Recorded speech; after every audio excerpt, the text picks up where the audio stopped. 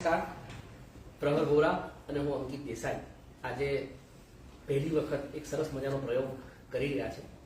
જોકે તમારે તમારી જાતને ઉંદર કે એવા કોઈ પણ પ્રકારના પ્રાણીઓમાં ગણવાની જરૂર નથી.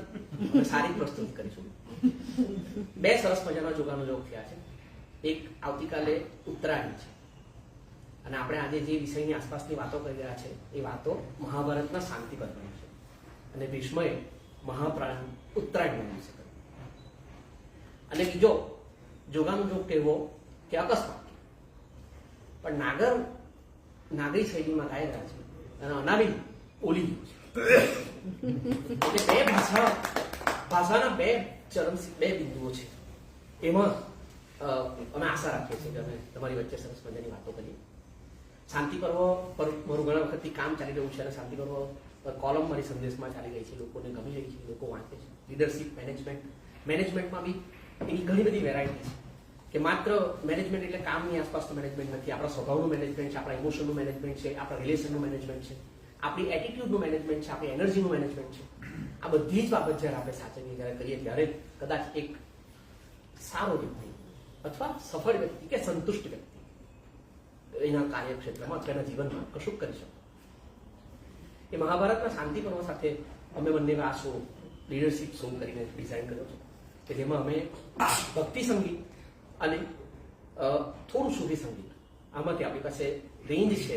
નરસિંહ મહેતા, પ્રેમાનંદ, દયાનંદ, અખો, બુલ્લે શાહ, કબીર, આ રેન્જના જે કવિઓ અથવા જે સંતોએ આપણને જે સાહિત્ય આપ્યું છે, જે મનનીય ચિંતનીય સાહિત્ય આપ્યું છે, એના ગીતો કે કવિતાઓ કે પદો અને શાંતિ પર્વમાંથી જે લીડરશીપ કે મેનેજમેન્ટની સ્કિલ્સ છે, આ બંનેનું ફ્યુઝન કરીને અમે તમારી વચ્ચે લાવીશું.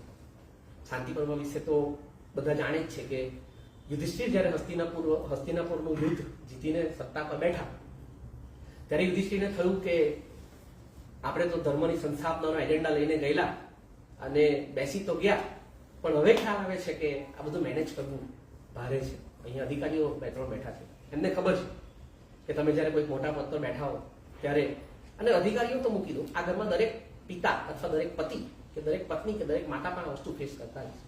આપણે સવારથી સાંજ સુધી આપણે 100% એફર્ટ આપીએ, ઘણું બધું કરીએ, તોય 4 માણસનું કુટુંબ હોય ત્યાંથી લઈને 400 માણસની સંસ્થા હોય ત્યાંથી લઈને 4 કરોડનું રાજ્ય હોય ત્યાં સુધી એક મોટો વર્ગ તમારા કામથી કે તમારા નિર્ણયથી અસંતુષ્ટ રહે છે. અને આ મેનેજમેન્ટની આ અસર છે કે ભાઈ આને કંઈ ફાવતું નથી, એને કંઈ સતત એને આવડતું નથી, આવા નિર્ણયો લે છે, એને શું સમજણ પડે છે, એને કોણે બેસાડી દીધો છે. અબજસ ગૃહિણીથી લઈને પ્રાઇમ મિનિસ્ટર સુધી તમામ જગ્યાએ આપણે ફેસ કરતા હોય છે. યુધિષ્ઠિર આ બાબત ફેસ કરી અને યુધિષ્ઠિરે કીધું કે ભાઈ હવે આ ધંધો આપણો નથી, આપણે તો કે સંન્યાસ લઈ શકીએ ગંગા કિનારે. એટલે કૃષ્ણ પાસે આખો આઈડિયા લઈને ગયા. એટલે કૃષ્ણએ ધરાર એને બેસાડી દીધા કે ભાઈ આપણે આટલા બધા લોકોનું લોહી રેડ્યું છે, આટલું મોટું યુદ્ધ કર્યું છે, હવે તું કે મારાથી આ મેનેજ નહીં થાય ને હું આ નહીં ચલાવી શકું, એ બહુ મોટો અન્યાય છે, ત્યારે આ ચલાવવું જ પડશે. તો યુધિષ્ઠિર કે તો પછી તમે મને ટિપ્સ આપો, તમે મને એવી બાબતો શીખવો, એવા મુદ્દાઓ કહો કે જે મુદ્દાઓ બાબતો હું મારા મેનેજમેન્ટમાં કે મારો વહીવટ છે, મારું રાજ્ય શાસન છે, એમાં હું ખપમાં લાવી શકું. તો કૃષ્ણએ ક્યાંય ના પાડ્યું. કૃષ્ણ કહે છે કે મારે જે કંઈ કેવું હતું મેં 700 શ્લોકમાં ગીતામાં કહી દીધું. અને કદાચ કૃષ્ણએ ગુનો માર્યો હશે પણ વ્યાસે લખ્યું નથી મહાભારતમાં કે ભાઈ હવે તમારી તો ખટપટ આ જીવન ચાલુ જ છે, હું મારું દ્વારકાનું જોઉં કે તમને જ બધાને શીખવું. એટલે છેલ્લે કૃષ્ણ એક આઈડિયા આપે છે કે આપણે આ તને જે કોઈ પ્રશ્ન છે સુશાસનના, વહીવટ બાબતના, નિર્ણયો બાબતના, એ આપણે તમારા જ કુળના શાંતનુથી લઈ દુર્યોધન સુધીના રાજાઓ સુધી કામ કરી ચૂકેલા ભીષ્મ પિતામહ પાસે જઈએ. સૌથી મહત્વની બાબત એ છે કે ભીષ્મ પોતે હવે ઉત્તરાયણમાં મહાપ્રયાણ કરશે. એમની પાસે જે જ્ઞાન છે એ જ્ઞાન બી આપણે ગ્રંથસ્થ કરીએ, એનું બી ડોક્યુમેન્ટેશન કરી દઈએ. અને બીજી સૌથી મોટી વાત કૃષ્ણએ શું કીધું કે મેં જે ગીતામાં કહ્યું અથવા એવી ઘણી બધી બાબતો છે ક્યાંક કોઈક રીતે થિયોરિટિકલ બાબતો છે. આપણે બધા જ આપણા ક્ષેત્રમાં ભણ્યા ત્યાં બધી થિયોરી ભણ્યા, આપણે પ્રેક્ટિકલ બાબત જ્યારે આપણા ક્ષેત્રમાં આવે ત્યારે ખબર પડી કે ભાઈ અહીંયા ઘણા બધા અધિકારીઓ દેખાય છે, ઘણા બધા અધ્યાપકો દેખાય છે, ઘણા બધા એન્ટરપ્રેનર્સ દેખાય છે. એન્ટરપ્રેનર્સ મેનેજમેન્ટમાં જે શીખીને આવ્યા છે એ બધી થિયરી માથે મારી દીધા. એ થિયરી જ્યારે તમે ડીલ કરો માર્કેટમાં, તમારા ક્લાયન્ટ સાથે ડીલ કરો, ત્યારે કઈ એ બધી થિયરીઓ સુધી તમે જવાના. ત્યારે તમારે તમારા ક્ષેત્રમાં જે નિયમો ચાલતા હશે, વહીવટો ચાલતા હશે, જે સમજણ ચાલતી હશે, એ જ પ્રમાણે તમારે ડીલ કરવા. તો કૃષ્ણ એમ કહે છે કે હું તો તને કદાચ વધારે થિયરી કરી શકું, ભીષ્મ પાસે પ્રેક્ટિકલ નોલેજ પણ બહુ છે, કારણ કે એને શાંતનુથી લઈને દુર્યોધન સુધીના રાજાઓ સાથે તમારું તો પૂરું વંશ એટલે ખટપટી વંશ, આખું ખટપટ જ ચાલુ. એટલે એને બધું જ ખબર છે. આપણે ત્યાં જઈને વાત કરીએ એટલે એ રીતે શાંતિ પર્વ શરૂ થાય અને ભીષ્મ જુદા જુદા વિષય પર જે યુધિષ્ઠિરને પ્રશ્નો થાય છે એ પ્રશ્નો પર જવાબ આપતા છે. લગભગ 14,000 જેટલા શ્લોક, 14,700 જેટલા શ્લોકમાં શાંતિ પર્વ દળદાર છે. અને હું અગાઉ પણ અનેક લેક્ચર્સમાં કહી ચૂક્યો છું. અને ભારતીયતાના નાતે કહું છું, હું કોઈ રાજકીય સંદર્ભમાં નથી કહેતો કે આજે આપણને વેસ્ટ જે મેનેજમેન્ટ લીડરશીપની વાત કરે છે કે રોબિન શર્માનું 5 AM ક્લબ આપણે માથે ઉચકીને નાચીએ છીએ કે વાહ 5 AM ક્લબ. આપણે બ્રહ્મ મુહૂર્તમાં ઉઠવાની, બ્રહ્મ મુહૂર્તથી દિવસ શરૂ કરવાની આખી ફિલોસોફી આપણે વર્ષો પહેલા આપી રહ્યા છે કે ત્યારથી શરૂ કરીને શાંતિવનમાંથી આપણે પસાર થયા તો આપણને ખબર પડે કે મેનેજમેન્ટની તો આપણે હમણાં જે મેનેજમેન્ટની વાત કરીએ છીએ તો બહુ સંકુલ પરિપ્રેક્ષ્યમાં વાત કરીએ છીએ. અને હવે મુંબઈ કે અમદાવાદ જેવા શહેરોમાં ગલી કુચીઓમાં તમને દેખાય કે પર્સનાલિટી ગ્રૂમિંગના ક્લાસીસ ચાલે છે અને તમને અમે ગ્રૂમ કરી આપીએ અને તમને હવે તો રાજકારણીઓ પણ રાખે છે ગ્રૂમર્સ, કે શું બોલવું, કઈ રીતે બોલવું, વોટ્સઅપ સ્ટેટસ કયા મૂકવા, ઇન્સ્ટાગ્રામ સ્ટેટસ શું મૂકવા, એના માટે આખી ટીમો. અને આજે જે સમાજની માનસિકતા છે તે આ જ બધા ગ્રૂમર્સને કારણે છે.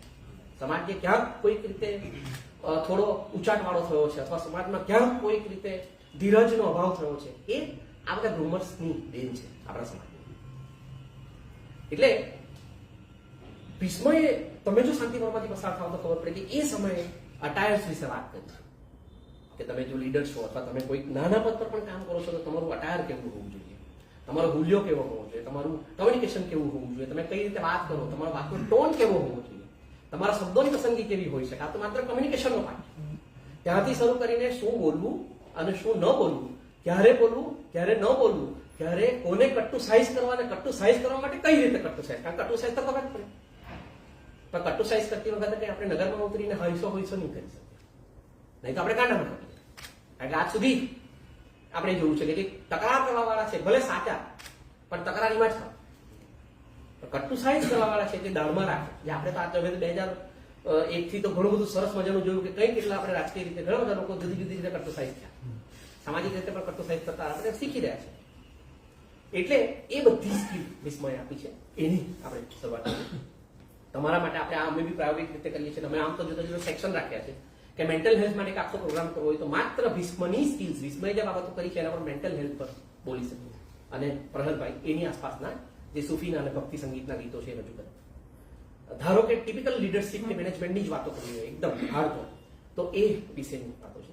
અથવા તમારે સંબંધોનું મેનેજમેન્ટ કે રિલેશનશીપની વાતો કરવી હોય તો એના જ માત્ર મુદ્દાઓ અને એ જ લગ્ન ગીતો અમે તૈયાર કર્યા. આજે અમે થોડું ઊંધું કર્યું છે કારણ કે કાલે ઉત્તરાયણ છે એટલે થોડું અહીંથી લીધું છે, થોડું અહીંથી લીધું છે. એ રીતે જો મારે સૌથી પહેલા તમારી સાથે આપણે જો ચર્ચા કરવી હોય તો ઉઠવા અને જાગવા વિશે. આપણે બધાએ વર્ષો પહેલા ટાટા ટીની એક સરસ મજાની એડ જોઈ, હર સુબહ સિર્ફ ઉઠો જાગો. ઉઠવા અને જાગવા વચ્ચે બહુ મોટું અંતર છે અને આપણે લગભગ આપણા જીવનમાં 70% કે 80% જીવનમાં એવું બનતું હોય છે કે આપણે દરરોજ સવારે દરેક ઘટના પછી ઉઠી જઈએ છીએ પણ આપણે જાગતા. અને ઉઠવા અને જાગવા વિશે ભીષ્મએ યુધિષ્ઠિરને કહ્યું છે કે એક લીડર પછી કોઈ પણ પદ પર કામ કરતો હોય, નાના કે મોટા, એ માત્ર ક્લર્ક હોય ત્યાં પણ એ લીડર છે, એ ગૃહિણી હોય ત્યાં પણ એ લીડર છે, કે રાષ્ટ્રપતિ દ્રૌપદી મુર્મુ હોય તો પણ એ લીડર છે. એના માટે સતર્ક રહેવું. અને સતર્ક રહેવું એટલે કઈ રીતે આપણે ત્યાં સતર્કતાને બહુ જ અગેન સંકુલ પરિપ્રેક્ષ્યમાં સમજવામાં આવી છે કે સતર્ક રહેવું એટલે શંકાશીલ રહેવું. શંકા કર્યા કરી જોજો, તપાસ કરજો કઈ ઊંધું ચત્તું નહીં કરે. એવી સતર્કતાની કોઈ જરૂર નથી, એવી જાગૃતિની બી કોઈ જરૂર નથી. સતર્કતા એટલે આપણા પોતાના કામમાં કે આપણા પોતાના વ્યક્તિત્વમાં, કારણ કે આપણને આપણી માનવ ઇતિહાસમાં કદાચ આ જીન્સમાં જ છે. મેં તો જોયું છું હવે બાળક ઉછેર કરું છું ત્યારે અમુક બાબતો જીન્સમાં જ હોય છે. એ કઈ આપણે એમ કે સમાજમાંથી કોઈ નથી શીખતો, બધું લોહીમાં જ છે આપણને. એટલે એમાં કદાચ આપણને આપણે એક આપણા ડીએનએમાં છે કે આપણે હંમેશા આપણે સાચા અને આપણે જ મહાન લાગીએ. પછી કુટુંબ હોય, પરિવાર હોય, આપણા પ્રોફેશનલ ફ્રન્ટ હોય, ત્યાં આપણે જ દૂધે ધોઈલા, તો આપણે જ હોશિયાર. બાકી ફલાવો આવો એ ગોસિપ કરે, એ બહુ પંચાયત કરે છે, એને કઈ આવડતું નથી, એ તો 2 નંબરમાં કર્યું છે, એને તો આમ કર્યું છે. બસ આપણે જે યુધિષ્ઠિરના સિદ્ધિ લીટીના વારસદાર એટલે આપણને આ બધું વસ્તુ લાગે. ભીષ્મ અહીં યુધિષ્ઠિરને કહે છે કે એક રાજા તરીકે તારે હંમેશા સતર્ક રહેવાનું. સતર્ક રહેવું તો કે કઈ રીતે, કે તારું સેલ્ફ ઇમ્પ્રોવાઇઝેશન સતત તારે સતત. એવું નથી કે તું રાજા બની ગયો એટલે હવે વાહ. રાજા બનનારાઓને ખબર હશે, ઘણા બધા ચહેરા મને દેખાઈ રહ્યા છે કે જે મોટા મોટા પદ પર કામ કરી રહ્યા છે. એમને ખબર હશે કે આ પદ પર બેઠા પછી ખબર પડે છે આ તો કાટાણો ભાગ છે. ખાલી આ પદ પર નામ છે એટલું જ છે, બાકી કેટલા વિશે શોખ એ લોકોને ખબર છે. અને પછી ઘરે તો કાર પડતી જ હોય, કારણ કે ઘરે તો પછી પત્ની પણ કરી મળી ગઈ, બહાર તો પત્ની બી કરી. એટલે ભીષ્મ યુધિષ્ઠિરને કહે છે કે જો તારે એન્ઝાયટી, ડિપ્રેશન અથવા પછી ઓવર થિંકિંગ જેવી બાબતોથી બચવું હોય, તને સતત જેવો એવો ભય રહેતો હોય કે મને કોઈ છેતરી જશે, અથવા હું પાછળ રહી જઈશ, અથવા મારું શું થશે, અથવા બીજાઓ આવું કરી રહ્યા છે, આ બધી પ્રક્રિયા દરમિયાન તારે જાગૃત રહીને સતર્ક રહીને સેલ્ફ ઇમ્પ્રોવાઇઝેશન પર તું તારી ક્ષતિઓ તારા છિદ્રો છે, તો તું ક્યાં પાછો પડે છે, તારું બોલવાનું ક્યાં નબળું છે, અથવા તું અમુક લોકોને જ્યાં ઉગતા ડામવાના હતા તેમને ત્યાં શું કામ છૂટો દોર આપ્યો હતો, ત્યાં જોને છૂટો દોર આપવાનો હતો એને શું કામ માળીએ ચડાવી દીધા હતા. આ બધી સેલ્ફ ઇમ્પ્રોવાઇઝેશન, આની સલાહ તને કોઈ નથી આપવાનું. તારે જ તારા પોતાના વિવેકથી આખી બાબત શીખવાની છે. તારે જ પોતાની જાગૃતિ સતત, કારણ કે તને તારા મા બાપ કે તારા ભાઈ અર્જુન તારા રાજ દરબારમાં કે તારા ઘરમાં તારા બીજા તારી પત્ની કે તારા બાળકો તને થોડું ઘણું સજેશન કરી શકશે, પણ ડીલ જે છે એ તારે કરવાની છે. અને ડીલ કરતી વખતે જો તું અક્કલમઠો હશે, જો તું કોઈના ચઢાવીએ અથવા આગળ કોઈ આવું કરી ગયા છે એટલે આપણે પણ આવું કહીએ, આવું કરવું જોઈએ, આ પ્રકારની જો પ્રથાથી તું ચાલશે જીવશે તો તું ક્યારેય જાગેલો નહીં. તું ઉઠશે ખરો. જાગવું એટલે શું? જાગવા વિશે તો પછી અગેન એક આખું વક્તવ્ય થાય, પરંતુ માત્ર ને માત્ર સેલ્ફ ઇમ્પ્રોવાઇઝેશન એ લીડરશીપનું કે મેનેજમેન્ટનું સૌથી મોટું એક એ મુદ્દો છે કે આપણને આપણી ભૂલ કેટલી વખત દેખાય છે. અને ભૂલ એટલે પાછી એ રીતે નથી અગેન, કારણ કે આ જ્યારે તમે સતત તમારી ભૂલ શોધો ત્યારે એક બીજો સૌથી મોટો પ્રશ્ન એ થાય છે કે તમારી અંદર લઘુતા ઘર કરી જાય અને તમને સતત એવું લાગે કે હું પાછળ છું, બીજા મારા કરતા હોશિયાર છે, એટલે કોઈને આપણને ખાઈ તો નથી જ જવા દેવા, આપણે ખાઈ જવાના છે કોઈને પણ લઘુતાનો ભાવ આપણી અંદર ઉભો થાય એ પૂરેપૂરી સજાગતા, એ ન થાય એવી સજાગતા રાખીને આપણા છિદ્રો, આપણું સેલ્ફ ઇમ્પ્રોવાઇઝેશન અને આપણે ક્યાં નમ્ર બનવાનું છે, ક્યાં કડક થવાનું છે, કઈ રીતે કોની સાથે વિનયી રહેવાનું છે, કોની સાથે ધાર કમ્યુનિકેશન નથી કરવાનું, કોને મળવાનું નથી, કોને મળવાનું છે, કોની સાથે ક્લિયર કરવાનું છે, કોની સાથે ક્લિયર નથી કરવું. અમારો દોસ્ત બેઠો છે, અમે એક વખત ઓવર નેટવર્કિંગ પર એક ડિસ્કશન કર્યું અને હમણાંના સમયની આ સમસ્યા છે કે ઓવર નેટવર્કિંગ વધારે પડે, એટલે નેટવર્કિંગ તો ઓલરેડી વધારે થાય છે પણ ઓવર નેટવર્કિંગ પણ વધારે થાય. લોકોને છે કે આપણે સતત સમૂહમાં રહીશું, સતત મળતા રહીશું એટલે આપણે પોપ્યુલર થઈ જશું, આપણે ઓળખીતા થઈ જશું અને આપણને સફળતા આપણને મળી જશે. પણ આ બધી વસ્તુઓ જ ઉબાડ્યા કરતી હોય છે. આપણા બધા ખાવાનાની વાનગીઓ સ્વાભાવિક છે કે શિયાળું છે એટલે આપણને યાદ હશે. તા ઉઠવા અને જાગવા વિશેનો આ સૌથી પહેલો મુદ્દો મેં તમારી વચ્ચે રજૂ કર્યો.